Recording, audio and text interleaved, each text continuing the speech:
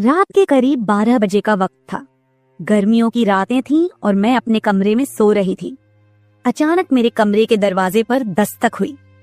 पहले तो मैं थोड़ा डर गई, लेकिन फिर सोचा शायद मेरा भाई ही होगा, क्योंकि घर में मेरे और भाई के अलावा कोई और नहीं था। मैंने उठकर दरवाजे की ओर कदम बढ़ाए। दरवाजा खोलते ही मैंने बाहर झांका, लेकिन वहां कोई नहीं था। मैंने सोचा शायद ये मेरा वहम होगा। मैं वापस बिस्तर पर लेटने लगी। अचानक दरवाजे पर फिर से पहले से भी ज्यादा जोर की दस्तक हुई।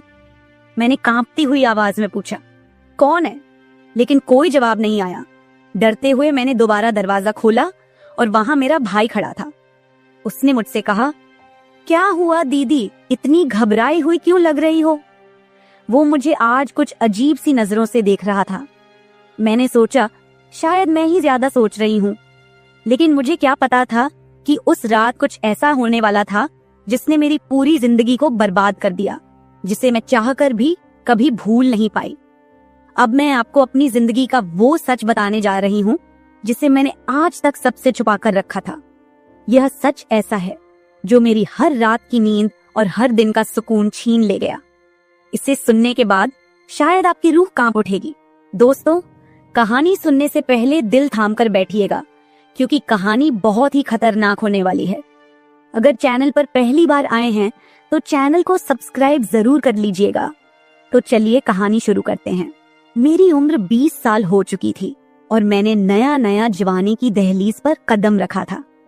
मैं कॉलेज में सेकेंड ईयर की पढ़ाई कर रही थी। उन दिनों गर्मी का मौसम था और हमें कॉलेज से छुट्टियां मिल गई थीं। रोज की तरह आज भी पूरे घर की सफाई करने के बाद मैं अपने बिस्तर पर आराम कर रही थी। थकान से चूर होकर ऐसा लग रहा था जैसे पूरा बदन अकड़ गया हो। मैं अपने बिस्तर पर लेटकर सुकून पाने की कोशिश कर रही थी और हाथों से अपने सिर की मसाज कर रही थी। अचानक मेरा भाई राहुल मेरे कमरे में आया और दरवाजा बंद करके कहने लगा, क्या हुआ दीदी, तबीयत तो ठीक है?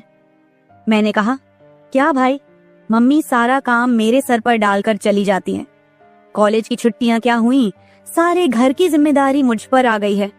ऊपर से काम वाली बाई भी छुट्टी पर है। मुझसे नहीं होते ये घर के काम। मेरी बात सुनकर वह मेरे पास आकर बैठ गया और कहने लगा, मेरी प्यारी बहन, कोई बात नहीं, मैं अभी तुम्हारे लिए दूध लेकर आता हूँ, उसे पियोगी तो सुकून मिल जाएगा। राहुल की बात सुनकर मैं मुस्कुरा दी और कहा, बस तुम खाना बाहर से ले आना, मैं थोड़ी देर सोऊंगी तो मेरी तबीयत कुछ बेहतर हो जाएगी। राहुल कमरे से निकल गया। कुछ देर बाद ठंडे दूध के गिलास के साथ वह वापस आया। मुझे उस पर बहुत प्यार आया।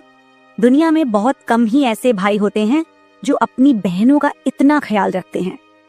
मैं उसे ढेर सारा आशीर्वाद देने लगी और उसका लाया हुआ दूध पीने लगी। दूध पीने के बाद मैं अपने बिस्तर पर लेट गई। राहुल कहने लगा, चलो दीदी, मैं तुम्हारा सिर दबा देता हूँ, तुम सो जाओ। वह मेरे पास बैठ गया और अपने हाथों से मेरा सिर दबाने लगा। उसके हाथों से मुझे सुकून मिलने लगा और मेरे सर का दर्द भी कम हो गया था। मैं आंखें मूंद कर लेट गई और कुछ ही देर में मैं गहरी नींद सो गई। मुझे कोई भी होश नहीं था कि मैं कितने घंटे तक सोती रही। जब मेरी आंख खुली तो मैंने घड़ी पर टाइम देखा। रात के 9 बज चुके थे। शायद थकावट की वजह से मुझे वक्त का एहसास ही ना हुआ। मम्मी और पापा भी ऑफिस से वापस आ चुके थे। मुझे कुछ भी समझ नहीं आ रहा था और मेरा पूरा शरीर दर्द कर रहा था। मैं बिस्तर से उठकर बाथरूम जाने लगी। तभी मुझे चक्कर आ गए। मुझे ऐसा लग रहा था जैसे सब कुछ घूम रहा हो और अगर दीवार का सहारा नहीं लिया होता तो शायद गिर जाती। खुद को संभालते हुए मैं फ्रेश होकर बाहर आई। देखा कि सभी खाने के टेबल पर बैठे हुए थे और मेरे आने का इंतजार कर रहे थे। मैं जाकर आराम के साथ कुर्सी पर बैठ गई। मेरी हालत काफी खराब हो चुकी थी और थकावट से मेरा पूरा बदन दर्द कर रहा था। राहुल ने देखा कि मैं थकी हुई हूँ तो तुरंत मम्मी से कहने लगा, मम्मी देखिए, अंजलि दीदी पर काम का बोझ थोड़ा कम डाला करे। अरे, अगर काम वाली नहीं आ रही तो उसकी जगह किसी और को रख ले। यह बेचारी सारा दिन काम करके थक जाती है। देखें तो इसकी रंगत भी पीली पड़ चुकी है। वाकई में मेरी हालत दिन ब दिन खराब होती जा रही थी। मम्मी और पापा दोनों ही काम करते थे, क्योंकि सिर्फ पापा की जॉब से घर का खर्चा चलना मुश्किल था। साथ ही हमारी पढ़ाई का खर्च भी काफी था, इसलिए मम्मी भी उसी कंपनी में काम करती थी जहां पापा। हम दोनों भाई बहन कॉलेज जाते थे, लेकिन गर्मी के मौसम में छुट्टियां होने की वजह से घर पर ही थे। मैंने एक बात नोटिस की थी कि पिछले कुछ हफ्तों से राहुल मेरे कुछ ज्यादा ही करीब होने लगा था। जब से मुझे कॉलेज से छुट्टियां मिली थीं, तब से वह मेरा कुछ ज्यादा ही ख्याल रखने लगा था। अगर मैं घर का कोई काम करती तो वह आकर मदद करने लगता।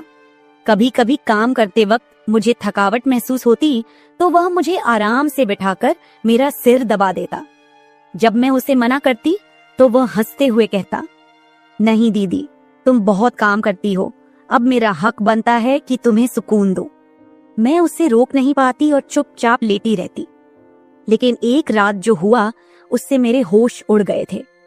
क्या राहुल कभी ऐसा कर सकता था? मैं अपने कमरे में सो रही थी। आधी रात के करीब मुझे महसूस हुआ कि जैसे कोई मेरे कमरे में आकर खड़ा हो गया हो। धीरे धीरे वह बिस्तर के पास आ रहा हो और मैं सोते हुए भी महसूस कर सकती थी कि कुछ अजीब हो रहा है। मुझे तुरंत झटका सा लगा और मैंने आंखें खोल दी। कमरा पूरी तरह से अंधेरे में डूबा हुआ था और जब मैंने उठकर देखा तो अंदर कोई नहीं था। बस कमरे का दरवाजा थोड़ा सा खुला हुआ था और मुझे याद था कि मैं हमेशा सोने से पहले दरवाजा बंद करके सोती थी। तो फिर वह कैसे खुला था? मैं चुपचाप उठकर दरवाजे को लॉक करने लगी। फिर से बिस्तर पर जाकर सोने की कोशिश की, लेकिन जैसे ही मेरी आंखें बंद हुईं, मुझे फिर से कुछ कदमों की आहट सुनाई दी, जैसे कोई बिस्तर के पास आकर बैठा हो। और फिर मुझे लगा जैसे कोई मेरे पास आकर अपना हाथ बढ़ा रहा हो। मैंने पलटकर देखा, लेकिन कोई नहीं था। मेरी धड़कन तेज हो गई थी और मुझे घबराहट होने लगी थी। मैंने घबराते हुए कमरे की लाइट ऑन की और दरवाजा खोलकर बाहर झांका, लेकिन वहां कोई नहीं था। आज से पहले ऐसा कभी नहीं हुआ था जो अब हो रहा था। मुझे प्यास लगी तो मैं कमरे का दरवाजा खोलकर बाहर निकली। उसी वक्त राहुल भी अपने कमरे से बाहर निकला।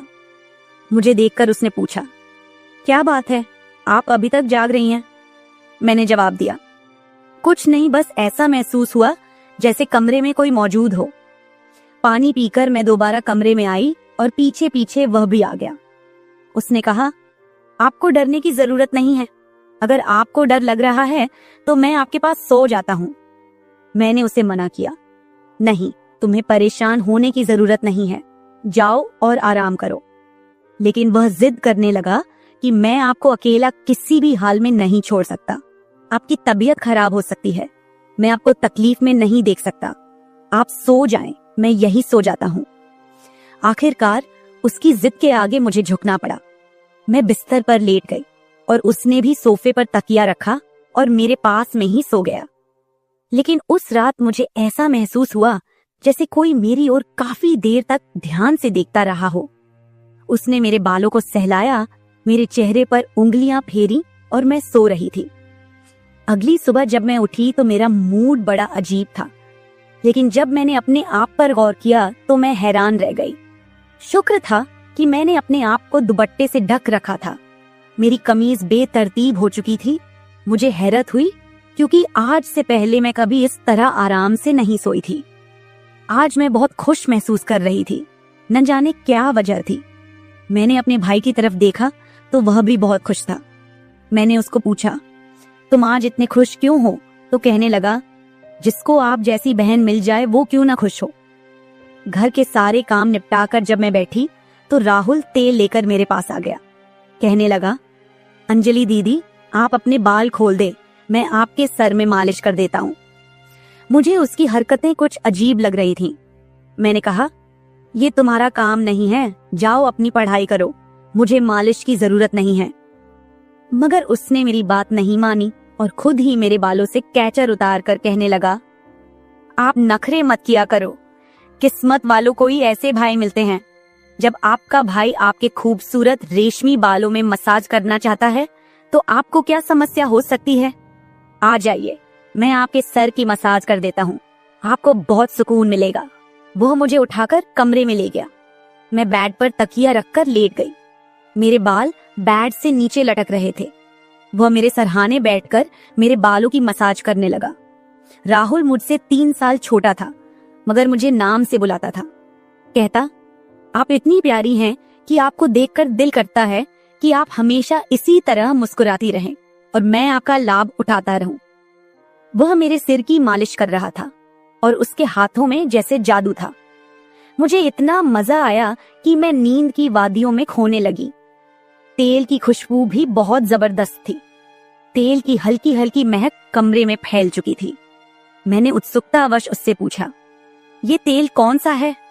उसने मुस्कुराते हुए जवाब दिया, ये एक खास तेल है जो आपकी सुंदर जुल्फों को और भी चमकदार बनाएगा। आपके बालों की खास देखभाल के लिए ही लाया हूँ। उसकी बातें मुझे बहुत अजीब सी लग रही थी। मैं समझ नहीं पाती थी कि वह किस तरीके से बात कर रहा है। मालिश के दौरान कब मुझे नींद आ गई, पता ही नहीं चला। कुछ समय बाद जब मेरी आंख खुली तो मेरे पूरे बदन में भारीपन महसूस हो रहा था। ऐसा लगा रहा था जैसे किसी ने मुझ पर बहुत ज्यादा वजन रख दिया हो। मेरी टांगों और हाथों में अजीब सा दर्द था, मानो घंटों तक मैं किसी भारी बोझ के नीचे रही हूं। पूरे बदन में दर्द सरायत कर रहा था। मैं धीरे धीरे उठकर बैठी और चारों तरफ नजर दौड़ाई। मेरे कपड़े हल्के हल्के गीले हो गए थे और पंखा भी बंद था। कमरे में गर्मी का एहसास हो रहा था। मैंने चक्कर खाती हालत में बेड से नीचे कदम रखा, मगर पैरों में जैसे जान नहीं थी।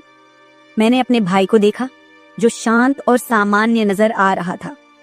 लेकिन यह सब क्या हो रहा था? मुझे समझ नहीं आ रहा था कि आखिरकार ऐसा क्यों हो रहा है। बड़ी मुश्किल से खुद को घसीटते हुए मैं बाथरूम पहुंची और फ्रेश होकर आई। आईने में अपनी हालत देखी तो ऐसा लगा जैसे मैं पूरी रात सोने की बजाय किसी मेहनत वाले काम में जुटी रही हूं। जब मैं कमरे से बाहर निकली तो मुझे हल्की हल्की फुसफुसाने की आवाजें सुनाई दी। ऐसा लगा जैसे कोई किसी से बातचीत कर रहा हो। घर में मेरे और राहुल के अलावा कोई नहीं था। फिर वह किससे बात कर रहा था? प्यास लगने के कारण मैं पहले किचन में पानी पीने गई, लेकिन तब तक आवाजें आनी बंद हो चुकी थीं। जैसे ही मैं किचन के दरवाजे के पास पहुंची, राहुल बैठक से बाहर निकलता दिखा। उसके हाथों में कई नोटों के बंडल थे और उसके चेहरे पर एक अजीब सी मुस्कान थी। मेरे माथे पर बल पड़ गए। उसने जैसे ही मुझे देखा चौंक गया। कहने लगा, दीदी आप उठ गईं। मैंने बिना जवाब दिए धीरे धीरे उसके करीब जाकर पूछा, ये पैसे कहां से आए? वह हड़बड़ा गया और तुरंत उन्हें अपनी जेब में डालने की कोशिश करने लगा। मैंने उसका हाथ पकड़कर उन पैसों को बाहर निकाला और सख्ती से पूछा, सच सच बताओ, इतने पैसे तुम्हारे पास कैसे आए? वह घबरा गया और कहने लगा, प्लीज पापा को मत बताना। ये पैसे पापा के एक दोस्त ने पुराने कर्ज के रूप में लौटाए हैं। मैंने सोचा था कि इनसे मोबाइल खरीद लूंगा। उसकी बात सुनकर मेरा गुस्सा 7वें आसमान पर पहुंच गया। मैंने उसे डांटते हुए कहा, क्या तुम्हें घर की हालत का जरा भी अंदाजा नहीं है? मम्मी पापा दोनों इतनी मेहनत कर रहे हैं और तुम इन पैसों से मोबाइल खरीदने की सोच रहे हो। उसने शर्मिंदा होकर पैसे मुझे थमा दिए। मैंने वो पैसे रात को पापा को दे दिए। उस रात राहुल ने मुझसे एक भी बात नहीं की और जल्दी सोने चला गया। मैं अगले दिन किचन में काम कर रही थी जब राहुल अपने दोस्तों के साथ घर में दाखिल हुआ। मैं जितनी हैरान होती उतना ही कम था, क्योंकि वह अपने दोस्तों को सीधा लाउंज में ही ले आया था। उस वक्त मैं दुपट्टा उतारकर बर्तन साफ कर रही थी। जब वह सब हंसते हुए अंदर आए, मैंने तुरंत दुपट्टा ऊपर लिया और फिर राहुल को समझाने लगी कि यह क्या तरीका है? तुम जानते हो इस वक्त मम्मी पापा घर नहीं हैं, फिर भी इन लोगों को घर ले आए हो। राहुल मुस्कुराते हुए बोला, दीदी ये घर मेरा भी है और आपको कोई दिक्कत नहीं होनी चाहिए। वैसे भी ये मेरे खास दोस्त हैं, आप उनके लिए खाना बना दें। वह मुझसे काफी नाराज हो चुका था, मगर अब मैं क्या करती? खाना तो बनाना जरूरी था। मैंने मजबूर होकर खाना तैयार किया और टेबल पर लगा दिया। मैंने गौर किया कि उसके दोस्त बार बार मुझे घूर कर देख रहे थे। वे सभी राहुल की उम्र से बड़े थे और अजीब तरीके से घूर रहे थे, जैसे कच्चा ही खा जाएंगे। मैं तुरंत अपने कमरे में चली गई और दरवाजा बंद कर लिया। उनके जाने के बाद मैंने राहुल से कड़े शब्दों में कहा, दोबारा तुम्हारे दोस्त इस घर में नजर न आए, नहीं तो मैं मम्मी पापा को सब बता दूंगी। राहुल ने कुछ पल मेरी ओर देखा और फिर मुस्कुराते हुए बोला, ठीक है, वो नहीं आएंगे, लेकिन आप मम्मी पापा को कुछ मत बताइए। मुझे राहुल की हरकतें कुछ मुश्किल सी लगने लगी थी, क्योंकि वह मुझे अजीब तरह से देखने लगा था। उस रात मैं बिस्तर पर लेटी थी और आराम करने की कोशिश कर रही थी। अचानक मैंने महसूस किया कि मेरे पैरों पर किसी का हाथ था। मैं हड़बड़ाकर उठी और देखा कि राहुल मेरे पैरों को अपनी गोद में रखकर मसाज कर रहा था। मैंने उससे ऐसा करने से मना किया, मगर वह कहने लगा, मैं जो कर रहा हूँ मुझे करने दे। इस घर में एक मैं ही हूँ जिसे आपकी इतनी फिक्र है। मम्मी पापा को तो बस अपने काम की पड़ी रहती है। खैर, मैं भी थक चुकी थी। आंखें बंद की और सोने लगी। राहुल के हाथों मसाज करवाने से मैं नींद की गहराई में खोने लगी थी, मगर जब मेरी आंख खुली तो मेरे होश उड़ गए। मेरा सर बुरी तरह चकरा रहा था। बिस्तर की चादर बिल्कुल बेतरतीब हो चुकी थी। बिस्तर पर एक पुरुषों की शर्ट और परफ्यूम रखा हुआ था। यह सामान किसका था? मैं तो कुछ भी बोल नहीं सकी। सर में इतनी तेज दर्द था कि मैं दोबारा बिस्तर पर गिर गई, जैसे मैं पूरी तरह होश में नहीं थी। मुझे अब समझ में आने लगा था कि जब भी मेरा भाई उस तेल से मेरे सर की मसाज करता था तो मुझे इतनी गहरी नींद क्यों आ जाती थी। मुझे पास में किसी की फुसफुसाहट सुनाई दे रही थी, मगर कौन बोल रहा था यह मैं पहचान नहीं सकी।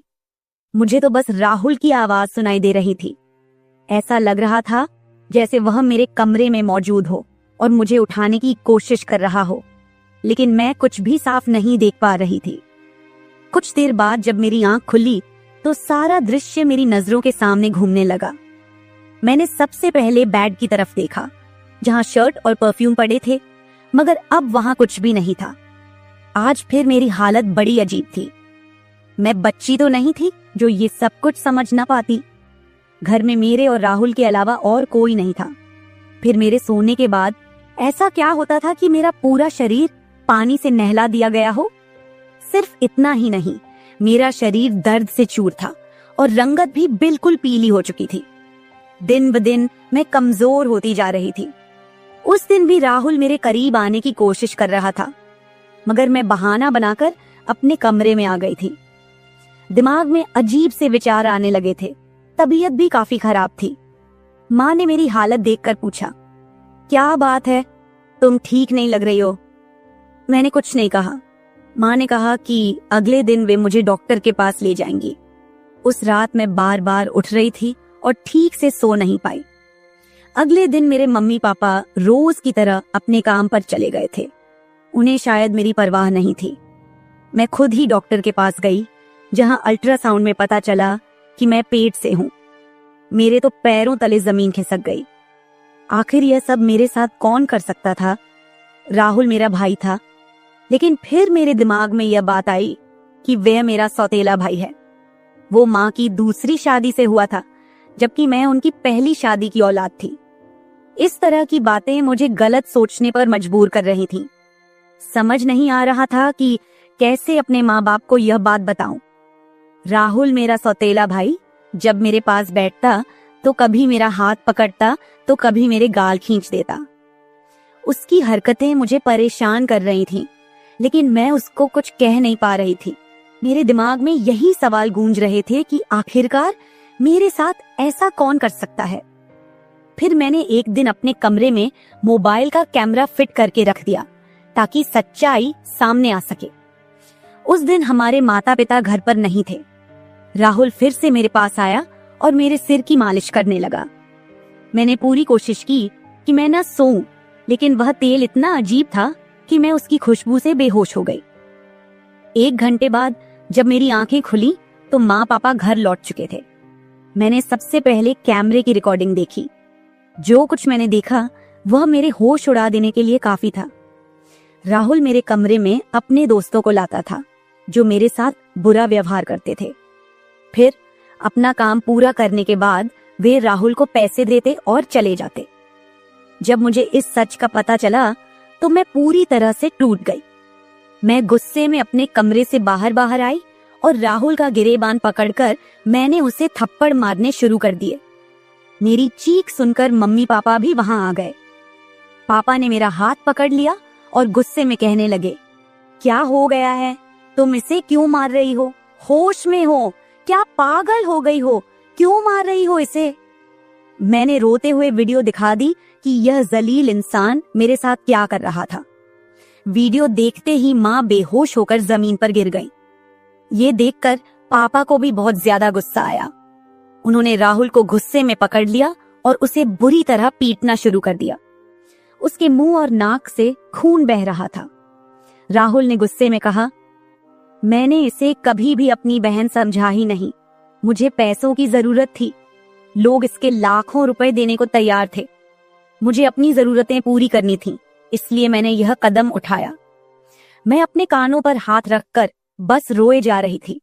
पापा ने उसे इतना मारा कि वो लहूलुहान हो गया, लेकिन जैसे तैसे खुद को छुड़ाकर वह घर से भाग गया और फिर कभी उस घर में वापस नहीं आया। इस हादसे को मेरे लिए भूल पाना तो दूर, इसे याद करते हुए आज भी मेरी रूह कांप जाती है।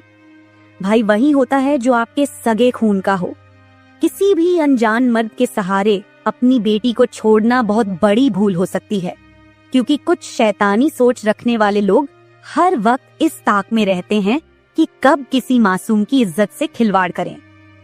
मेरी वीडियो देखने वाले सभी दर्शकों को यही गुजारिश है कि अपनी बहन बेटियों को कभी भी किसी अनजान मर्द के सहारे उन्हें अकेला न छोड़े और बेटियों की सिर्फ परवरिश मत कीजिए, उन्हें आत्मनिर्भर और आत्मरक्षक बनना सिखाइए। इस सारे मामले में आपको किसकी गलती लगती है? हमारे माँ बाप की, जिन्होंने पैसा कमाने के चक्कर में हमारे ऊपर कभी ध्यान ही नहीं दिया, या फिर मेरी, जो अपने सौतेले भाई पर सरगे से भी ज्यादा भरोसा करती थी, या फिर इस समाज की, जो बेटियों को कमजोर और बेबस मानता है। आपकी राय मेरे लिए बहुत मायने रखती है। कमेंट बॉक्स में जरूर बताएं कि इस पूरे मामले में आप किसे गलत मानते हैं। मैं अपनी कहानी आपके साथ इसलिए साझा कर रही हूँ ताकि यह किसी और के लिए एक सीख बन सके।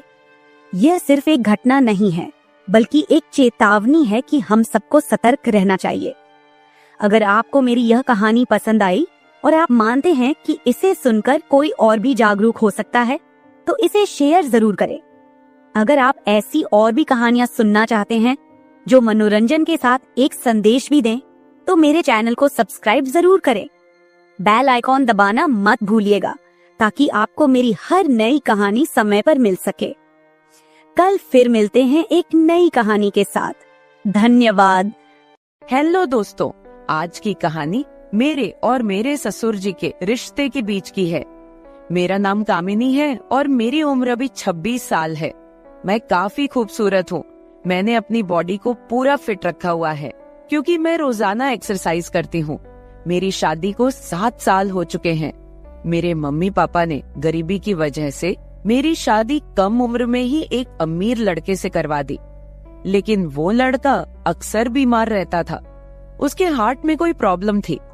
मैं अपनी शादी से ज्यादा खुश नहीं थी, पर मेरे पति मुझसे बहुत ज्यादा प्यार करते थे।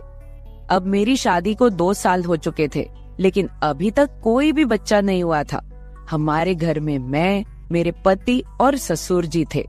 हम तीनों ही बहुत प्यार से रहते थे। मेरे ससुर जी की उम्र 45 से 50 साल की होगी, लेकिन वो काफी जवान दिखते हैं क्योंकि उन्होंने अपने शरीर को पूरा फिट रखा हुआ है। फिर एक दिन मेरे पति की तबीयत ज्यादा खराब हो गई और उनकी मृत्यु हो गई। मेरे सामने मानो दुखों का पहाड़ टूट पड़ा हो। अब मैं एक विधवा हो चुकी थी। धीरे धीरे मेरे पति को गुजरे काफी समय हो गया था। अब मेरे ससुर जी और मैं दोनों ही घर में रहते थे। मैं बहुत ही उदास रहने लगी थी, लेकिन मेरे ससुर जी मुझे बहुत समझाते थे कि कामनी, अब जो होना था वो हो गया है, इतनी टेंशन मत लो, तुम भी बीमार हो जाओगी। मैं तो कहता हूँ कि तुम दोबारा से शादी कर लो, अभी तुम्हारी उम्र ही क्या है। पर साथ ही साथ वो मुझे अजीब सी नजरों से देखते थे। फिर मैं अपना घर चलाने के लिए जॉब करने लगी क्योंकि मेरे घर में अब कमाने वाला कोई नहीं बचा था। मैं दिन भर ऑफिस में रहती और शाम के 7 बजे तक घर आती। ससुर जी का बिजनेस ठीक ठाक चलता था, पैसों की कुछ खास चिंता नहीं थी। फिर भी मैं सोचती हूँ कि खाली घर पर बैठकर क्या करूंगी, इसलिए जॉब करती हूँ और थोड़ा दिल भी बहल जाता है और टाइम पास भी हो जाता है। अब मेरे पति को गए हुए बहुत दिन हो चुके थे, इसलिए मैं उनकी मृत्यु के सदमे से थोड़ा थोड़ा बाहर निकल रही थी। ऑफिस की सहेलियों ने मुझे बहुत समझाया कि तुम शादी कर लो। मेरी एक बहुत अच्छी सहेली है, हम दोनों साथ साथ ऑफिस जाती हैं। एक दिन ऑफिस से निकलते वक्त मेरी सहेली ने मुझे घर पर बुलाया, क्योंकि मेरे ऑफिस और घर के बीच ही मेरी सहेली का घर है। तो मैं उसके घर चली गई। हमने चाय पी और फिर इधर उधर की थोड़ी बातें की। मेरी सहेली ने कहा कि क्या तुझे पता है ऑफिस में क्या चल रहा है? मैंने कहा नहीं यार, मुझे उससे क्या फर्क पड़ने वाला है, वैसे भी तो मैं ऑफिस में अपना मन बहलाने के लिए ही जाती हूँ। फिर मेरी सहेली बोली, फिर तू सुन ले, हमारे ऑफिस में सभी लोग एक दूसरे से मिलकर रहते हैं और किसी को भी कोई समस्या हो वो सभी मिलकर सुलझा लेते हैं। देखो, जो काम वाली आंटी है वह विधवा हो चुकी है, लेकिन ऑफिस के लोगों ने मिलकर उनकी शादी करवा दी है। अब वह बहुत खुशी खुशी रहती है और उनका भी एक सहारा बन गया है। मैंने उसकी बातों पर ज्यादा ध्यान नहीं दिया और वहाँ से अपने घर चली आई। मैं थोड़ा थोड़ा अपनी सहेली की बातों को समझ रही थी कि वो मुझे शादी करने के बारे में बोल रही है। फिर मैंने घर आकर ससुर जी को खाना बनाकर दिया और खुद भी खाना खाया। मैं अपने कमरे में बैठी थी, मुझे नींद नहीं आ रही थी। सुबह के लगभग 10 बज रहे थे। आज रविवार था, मुझे ऑफिस नहीं जाना था। तभी मेरे दिमाग में मेरी सहेली के मुंह से सुनी हुई बातें चलने लगी। मैं सोच सोचकर परेशान सी होने लगी। फिर मेरे दिमाग में कुछ आया और मैं अपने ससुर जी के कमरे की ओर चली गई। जब मैं अपने ससुर जी के रूम में गई तो उनके हाथ में एक किताब थी। मुझे देखकर उन्होंने किताब को तकिए के नीचे रख दिया। मैंने देख लिए था कि ससुर जी कौन सी किताब देख रहे हैं। मैंने कहा, ससुर जी आप क्या पढ़ रहे हो? वह बोले, कुछ नहीं बहू, किताब देख रहा था बस। बताओ क्या बात है? मैं बोली, कुछ नहीं ससुर जी, मुझे आपसे कुछ जरूरी बात करनी है। उन्होंने कहा, हाँ बहू कहो, क्या बात करनी है? मैंने कहा, ससुर जी बात थोड़ी अजीब है, मैं सोच रही थी कि आपसे कहूँ कि नहीं। उन्होंने कहा, अरे पहले तुम बोलो तो सही, क्या बात है? ऐसा कभी हुआ है कि तुमने कभी मेरे से कुछ मांगा हो और मैंने तुम्हें लाके ना दिया हो? तुम मेरा इतना ख्याल रखती हो, जो भी बात है खुलकर बोलो। फिर मैंने हिम्मत करके ससुर जी को बोला कि अब मेरे पति की मृत्यु को 2 साल होने को आए हैं। उनकी मृत्यु के बाद से मैं बड़ी मुश्किल से सदमे से बाहर आई हूँ। अभी मैं घर से बाहर जाती हूँ तो मुझे बड़ी दिक्कत होती है।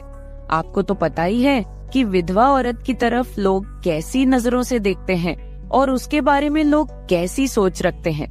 आपने मुझे बहुत बार बोला है कि तुम शादी कर लो।